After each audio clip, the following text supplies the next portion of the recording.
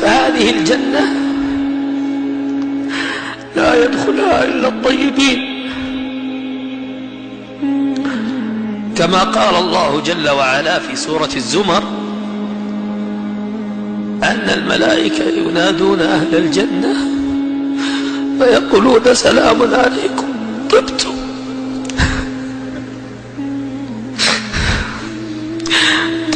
فادخلوها خالدين.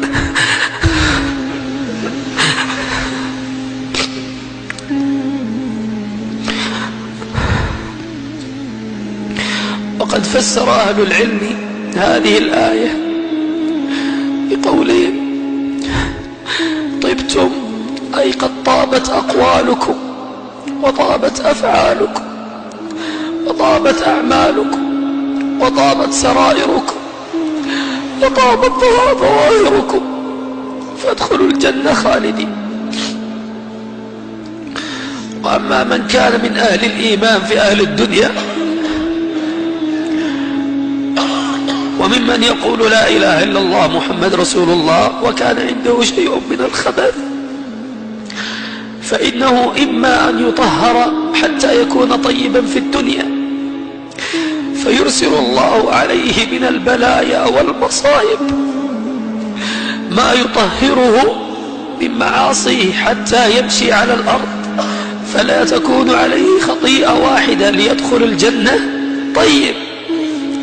ومنهم من يعاقب في قبره فيضم ضمة في القبر تزيل كل خبثه، أو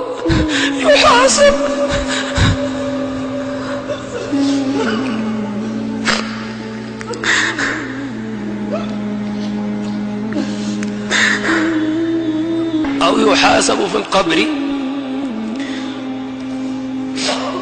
أو في أرض الحشر أو يصفى في نار جهنم والعياذ بالله حتى يدخل الجنة طيب. أنه لا يمكن أبدا أن يدخل أحدنا الجنة وفيه مثقال ذرة من خبث، ولكن الطيب سبحانه وتعالى لأنه طيب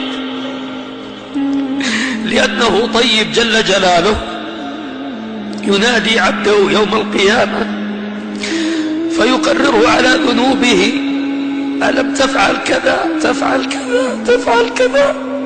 فيقول: بلى يا رب. فيقول الله: وهذا كله من طيبه. انظروا إلى هذه، من طيبه جل جلاله أنه يقرره على الصغائر ولا يقرره على الكبائر. فيقول: يا عبدي ألم تفعل كذا؟ فيقول: بلى، وهو مشفق من الكبائر يعلم نفسه ماذا فعل. فيقول: يا عبد ألم تفعل كذا؟ فيقول: بلى يا رب بلى يا رب بلى يا رب. فيقول الله: اذهب فقد سترتها عليك اليوم وأنا أغفرها لك، سترتها عليك في الدنيا وأنا أغفرها لك اليوم. فيدخل الجنة فيقول: يا رب ما زال هناك ذنوب، لأنه يقول: اذهب فقد سترتها عليك اليوم وأنا أقلبها لك حسنات. ليه قلبها حسنات؟ لأنه طيب، والله لأنه طيب جل جلاله، لأنه طيب. فيقول العبد لأنه يطمع أن تقلب الكبائر الآن، وقبل قليل كان خايف أن تفضح، فيقول: يا ربي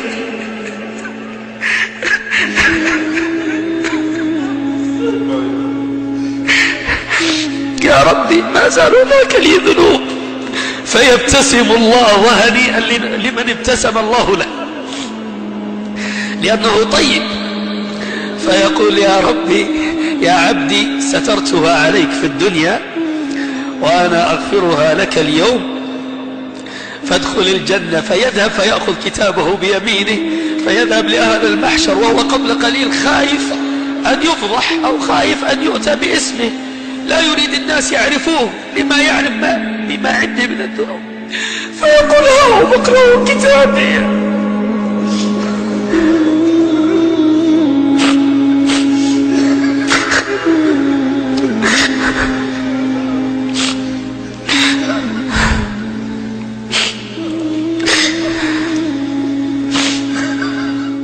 اللهم يا طيب، اللهم يا طيب، اللهم يا طيب، نشهدك على حبك ونشهدك على حب من يحبك ونشهدك على حب كل عمل يقربنا إلى ربك. فاللهم يا رب يا طيب، طيب أقوالنا وطيب نياتنا وطيب سرائرنا وطيب أعمالنا وطيب أفعالنا وطيب أخلاقنا وطيب زوجاتنا وطيب أولادنا وطيب مكاسبنا وطيب أرزاقنا. وحاشاك يا طيب أن تعذبنا ونحن نحبك. اللهم يا طيب نشهدك على حبك ونسأل الله جل وعلا أن يعفو عنا وأن يرفع درجاتنا وأن يغفر لوالدينا ولكل من قال آمين. اللهم آمين. صلى الله وسلم على سيدنا محمد وعلى آله وصحبه.